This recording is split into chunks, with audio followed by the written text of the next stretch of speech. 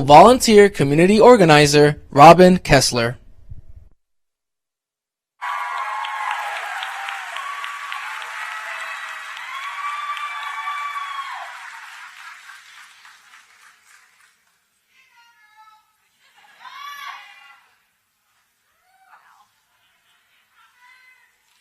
A lot easier practicing this in my house, I'll tell you. Hi, guys. Hello, Virginia Beach. Woo! It's great to see a wonderful crowd. My name is Robin Kessler, and I was born in the 757 and raised here. Yes! So we're not just Bob Beach here, we're Portsmouth, and we're Norfolk. We got folks from Chesapeake all around. It is great to see you. So I'm here today to tell you about a story about our family's wonky navigation through the healthcare industry in the last 10 years.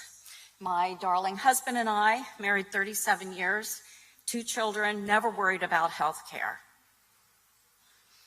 2008 Great Recession hit, and in 2009, March of 2009, my husband lost his job.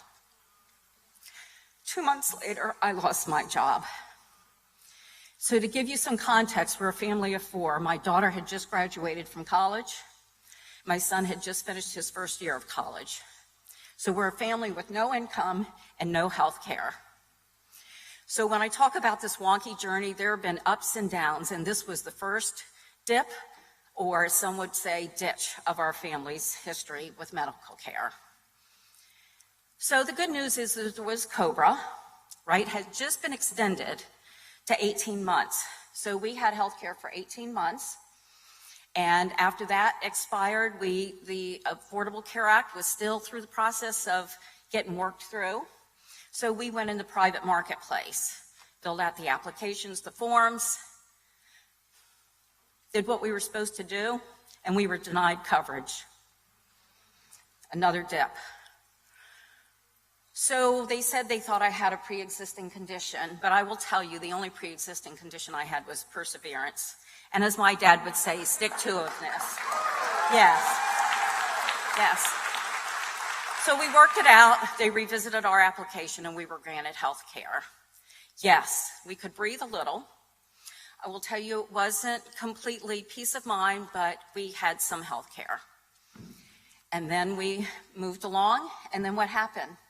The Affordable Care Act finally rolled out. Yes, yes, yes. Whew. I have to tell you, we were one of the first adopters. I could not wait to sign up for that program. And talking about peace of mind and that we could breathe, I felt confident with the healthcare program that we had chosen and that it was there. So you can see there's been some ups and downs, a little bit outside of our journey. I will say that in 2018, I'm proud to be a Virginian and proud that Governor Northam was able to get Virginia involved in the Medicaid expansion program. Yes! Hundreds of thousands of Virginians got access to health care for the first time. This was a big deal. So thank you, Governor Northam. Good for Virginia for participating in the Medicaid expansion program. So back to our wonky ride. It's, you're thinking, well, what's the big deal? You have ACA now. Well, the problem was in the last 13 years, Republicans have continued to nip at the Affordable Care Act. Right, Dr. Allen? Yes. They've tried through legislation, through the courts to disband it. And if you think the 2017 was an easy year for folks on the Affordable Care Act, you're wrong. It was a time of uncertainty. So there was more of this. And I'll tell you, uncertainty is not good for our country. So with that being said, you're wondering, okay, why am I here? Well, I'm here to tell you that we need to remain vigilant. We can't rest on our laurels. We can't let them take us backwards. We need to move forward. And the good news is we have a president who cares about health care, who's passionate about health care, who's been an advocate for health care. And he will move us forward. He wants to see access to more expanded, to more Americans, so they too can have a peace of mind And so with that being said, it is my privilege and the greatest honor of my life to introduce the leader of our great country, and it is a great country, the President of the United States, Joseph R. Biden.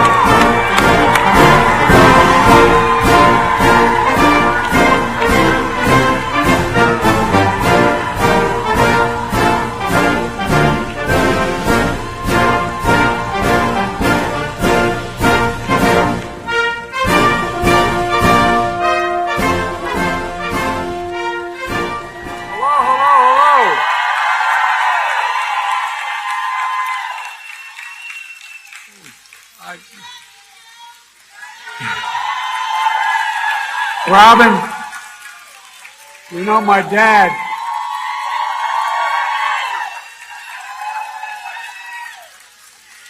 By the way, you docs are good. If there's any angels in heaven, they're all nurses, male and female.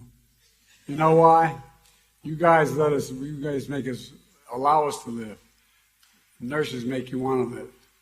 I'm not joking. You lie there in the ICU, which I've done for a long time, and you look at those machines, and you know the line goes flat, that it's over. But you just get tired. You don't care.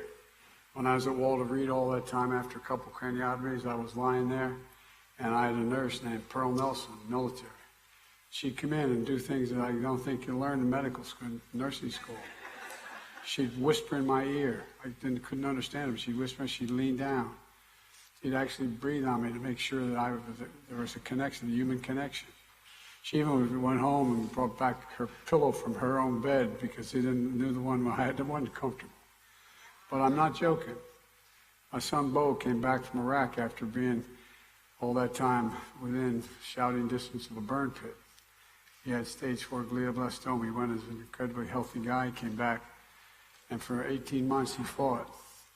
And the nurses, the docs were incredible, but the nurses would say toward the end, he'd come in to look at him and say, no, not now, doc. And the doctors knew enough to know that it wasn't the time. The nurse didn't think it was there. You're so underestimated. You really are. And in no way is to diminish doctors, but I want to tell you something. Nurses, single most underestimated profession in the world. Thank you for your attention.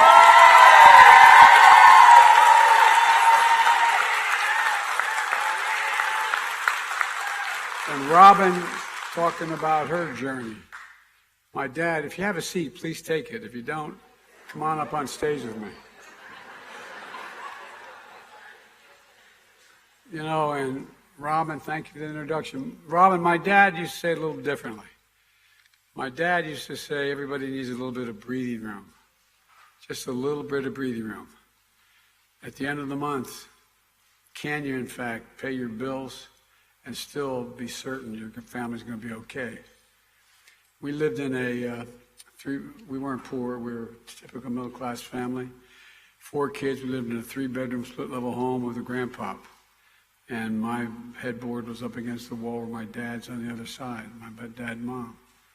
One night I remember my dad, you could hear how restless he was. And I got up the next morning, I was in high school, my senior year. I said, what's the matter? Mom, what's wrong with my dad? He said, his company just dropped health insurance. Well, you know, a lot of people face that. A lot of people worry about it right now. But he said, just a little breathing room, a little bit of certainty. Just a little bit of certainty, it matters. So Robin, thank you for the introduction. And Mayor Bobby Dyer, the mayor came out, I told the mayor, he was very gracious with me, even though I'm one of those Democrats. Bobby, where are you? There you are. He came out to the airport to greet me, and I said, you know what the worst sentence in the English language is? I'm at the airport. Thank you again for your graciousness, Mr. Mayor. I appreciate it very much. And to all the mayors stand up. Come on, all the mayors stand up.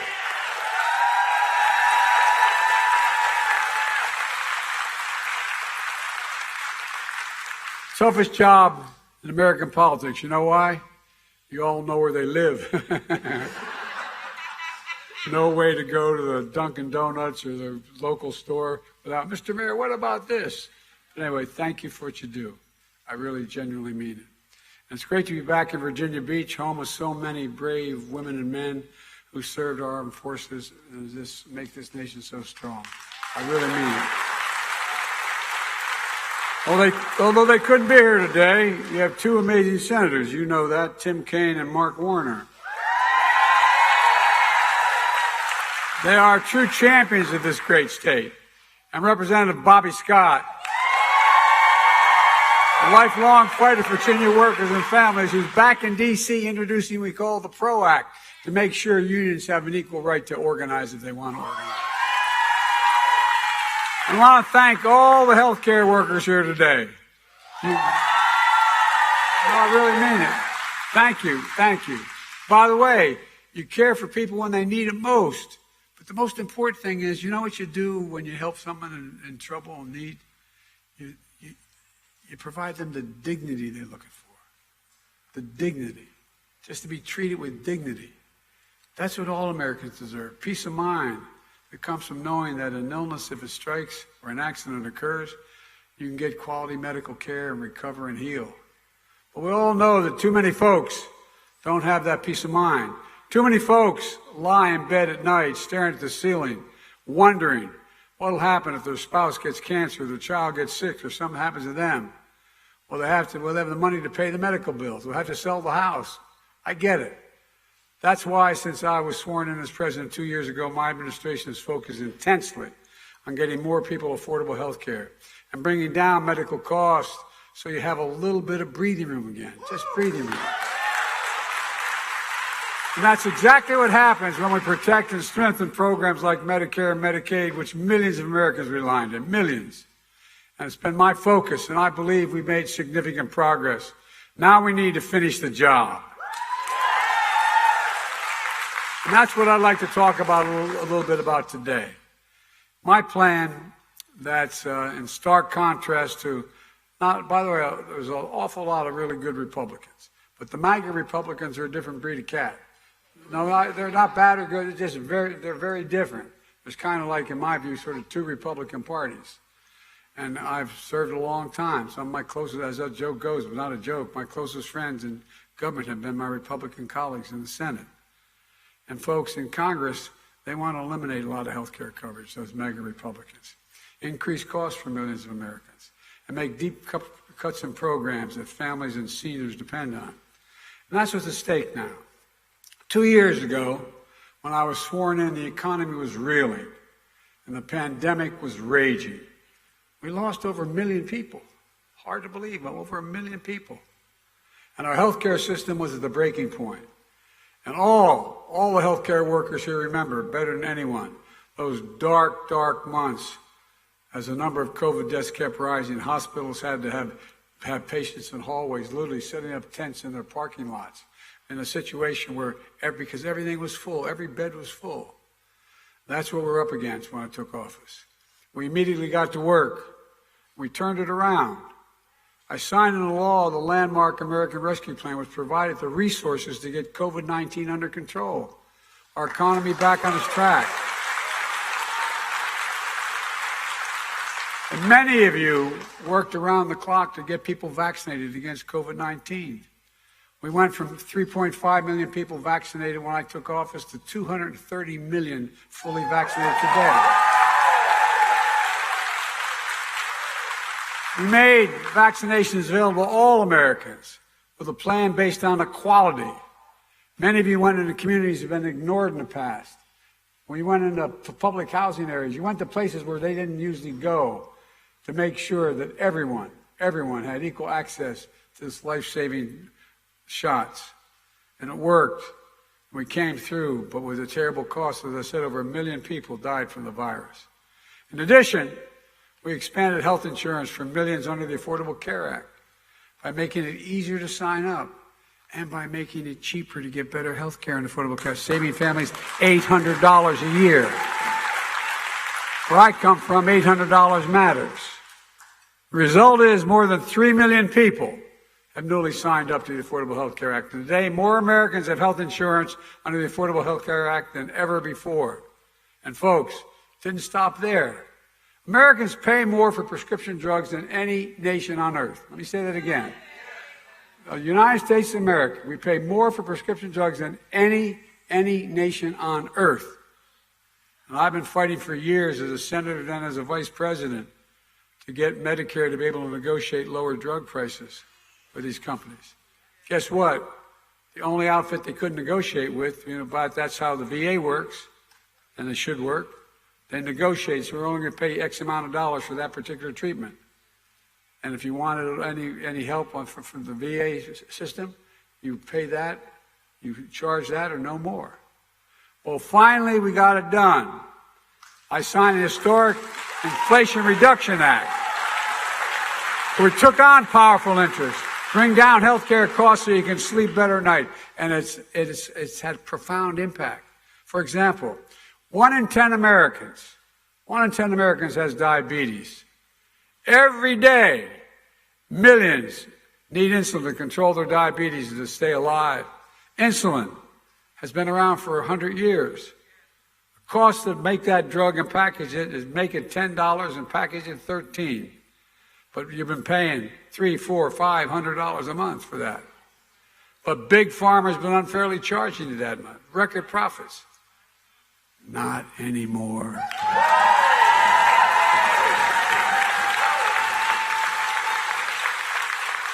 We capped the cost of insulin at $35 a month for seniors on Medicare. When I introduced it, it was for all Americans. We got over 200,000 kids with type 2 diabetes. They're not covered. But guess what? Type 1 diabetes. It saves their lives. But here's the deal. Some of my friends cut out everything but the Medicare piece. But guess what? We've got it covered for everybody. We've got to finish the job. And by the way, look at the profit margins of these companies. They're hundreds of billions of dollars. It's not like they're getting hurt. Come on.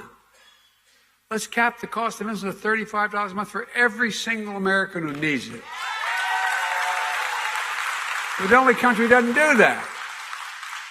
This law also caps out-of-pocket drug costs for seniors on Medicare at a maximum of $2,000 a year, no matter what drug you have to take.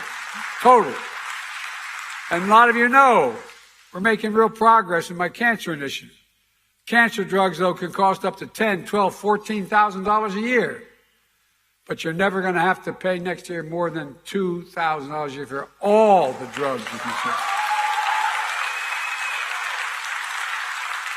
Plus, if drug companies raise prices faster than inflation rises, they'll have to pay Medicare back the difference.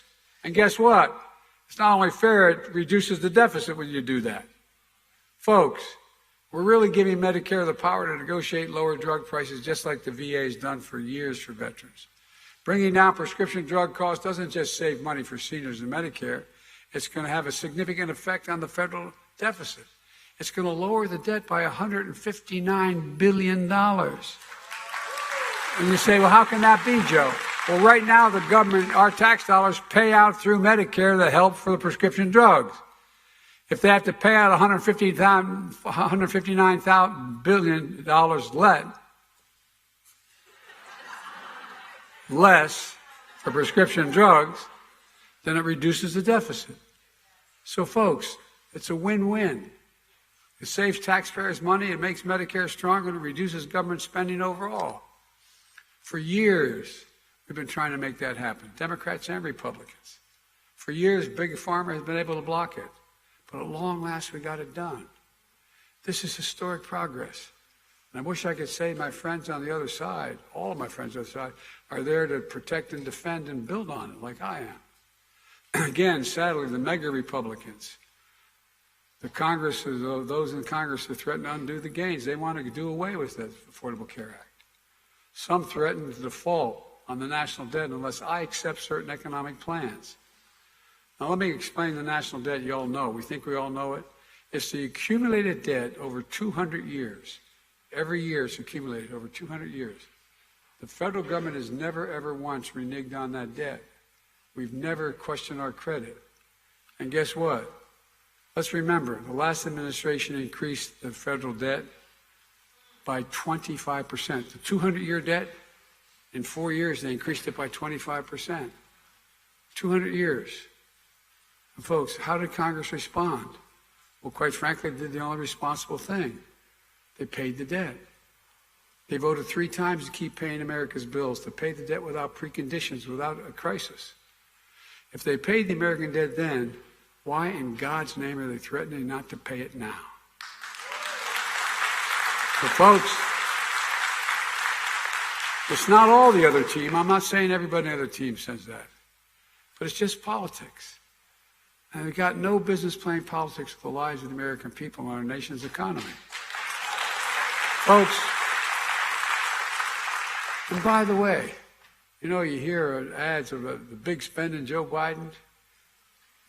In 2 years, I reduced the debt $1.7 billion. $1.7 billion.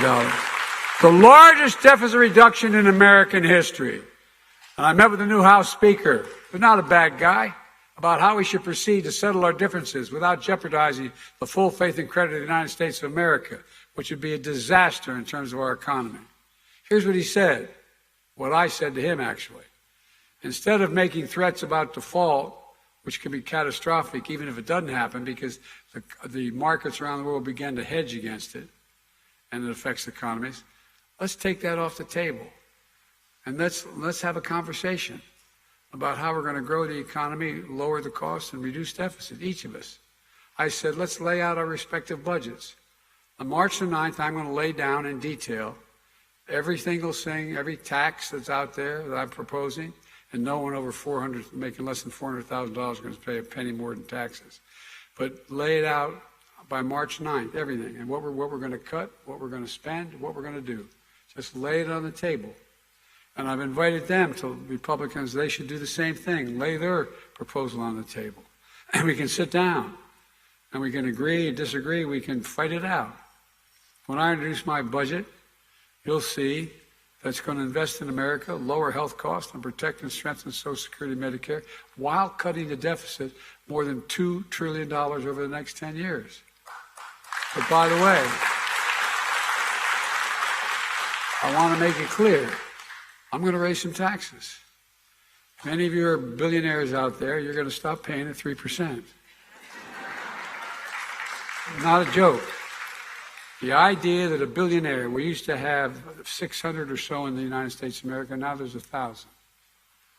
The idea that they pay at a rate that is lower than the rate of a police officer, a school teacher, a nurse, is bizarre.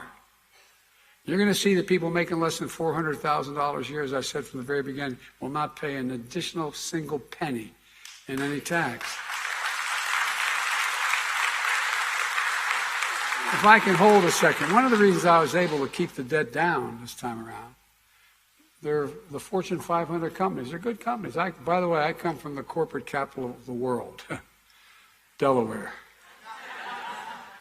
More corporations are incorporated in the state of Delaware than every other state in America combined. I got elected 36 years worth of that. So I'm not anti-corporation, but I think everybody should take a fair shot, pay a fair share. Now look, here's the deal.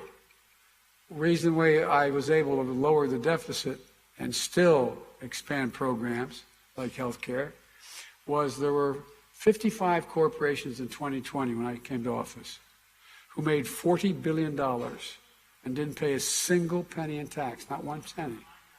Well, guess what? I did a terrible thing. I got passed overwhelmingly with just my team's vote. I got passed a 15% tax. My God, 15%. Raise your hand if you'd accept a 15% tax.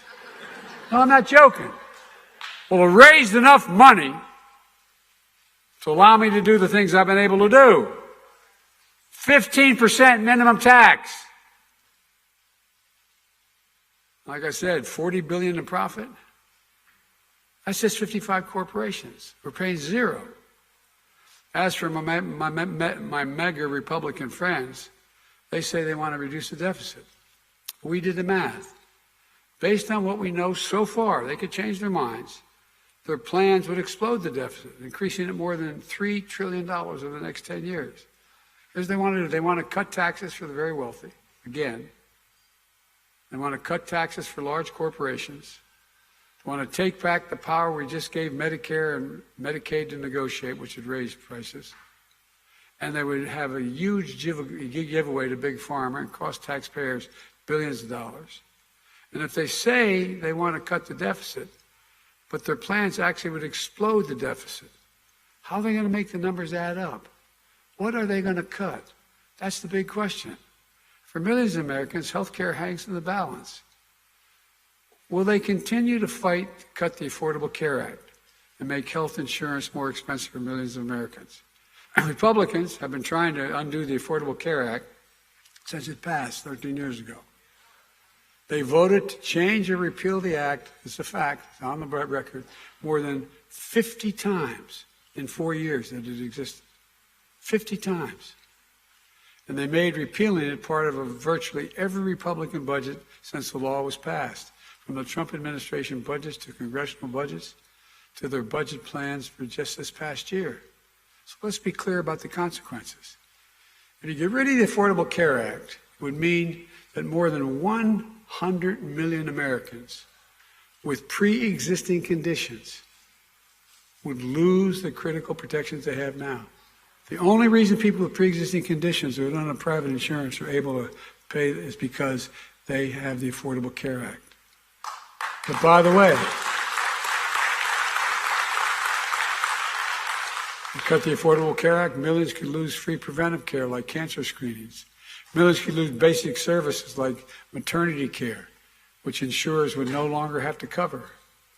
Up to 3 million young adults will lose access to their parents' health insurance, which they're on right now, if the Affordable Care Act goes. They're the facts. Not making any of that, as they used to say, is no longer relevant. But Google it, you'll see.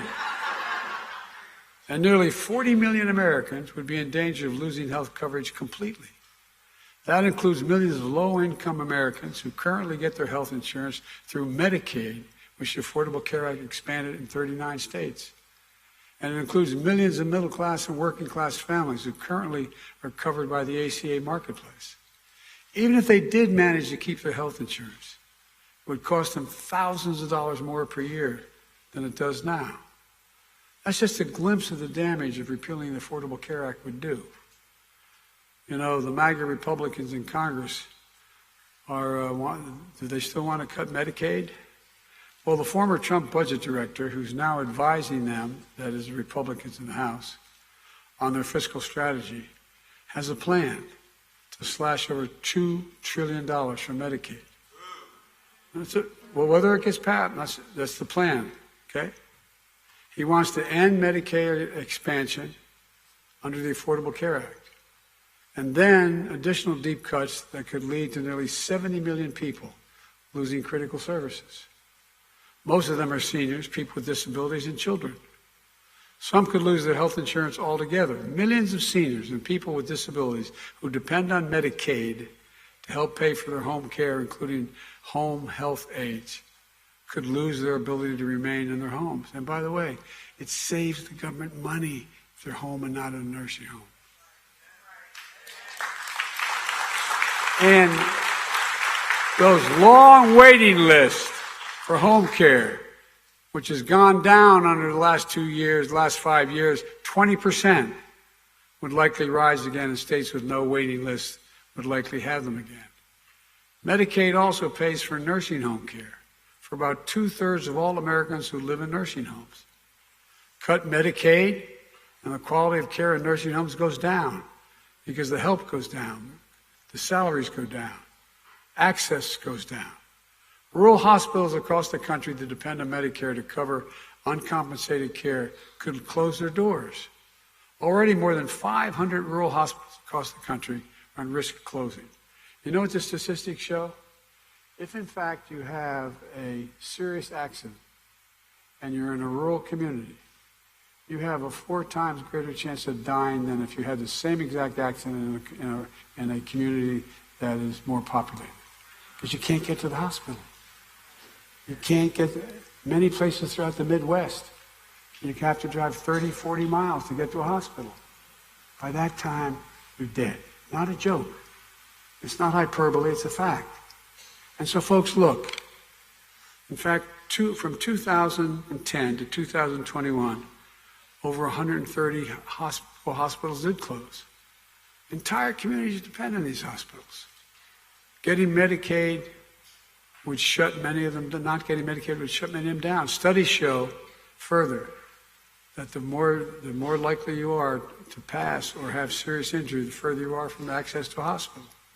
The time when so many of our kids are dealing with painful mental health challenges, millions could lose access to mental health care as well. At a time when so many of our loved ones and neighbors are struggling with opioid and epidemic, and the millions could lose access to drug treatment facilities. It would be devastating. What about Social Security and Medicare? Well, are they safe? During the State of the Union, as some of you may have seen,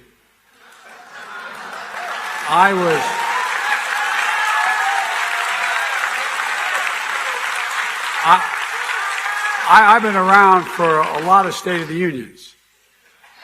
I never saw one where the president got to negotiate in the open with everybody. I was pleased to see so many Republicans stand up. Remember when Marjorie Taylor Greene was yelling, "Liar, liar, Biden's a liar"? I'm going to be good. I'm going to be good. You don't want to cut anything. When I asked, I said, okay, you don't want to cut anything. Everybody who says we're not going to cut Medicare or Social Security, when I asked them to join us and reject the cuts in Medicare, wasn't it something? They all stood up. They all stood up. And they're all on camera. Got all their pictures. Like I said, I believe in conversion. Maybe they found, as my grandfathers, maybe they found religion on Social Security and Medicare. I sure hope so, all kidding aside.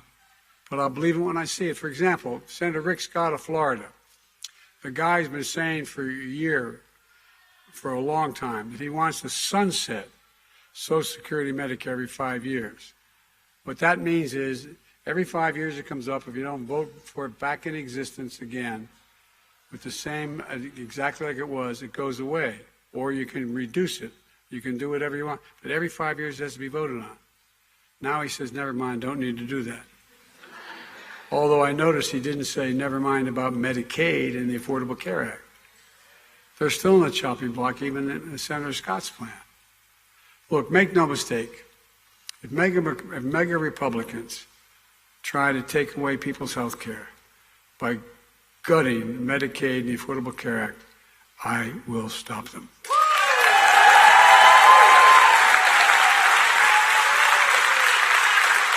Folks, here's the bottom line. The work that we've done to get more people affordable health care and bring down the cost is going to reduce the deficit significantly. It's making a real difference in people's lives. It means more security, more dignity for millions of families. We got more work to do, but we've made a lot of progress.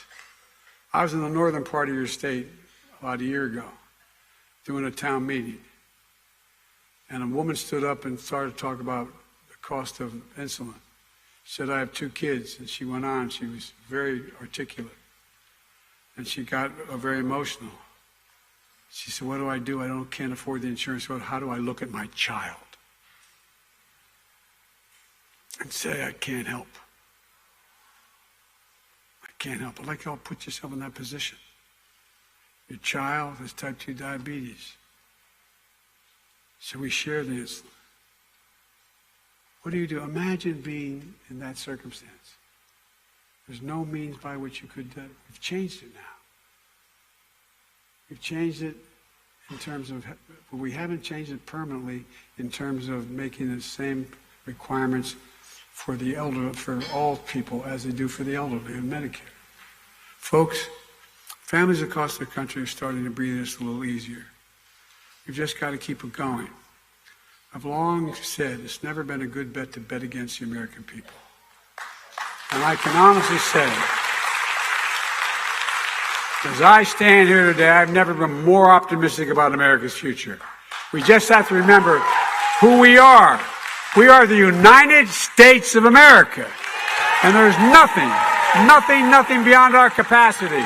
When we work together, we can do anything. So God bless you all, and may God protect our troops.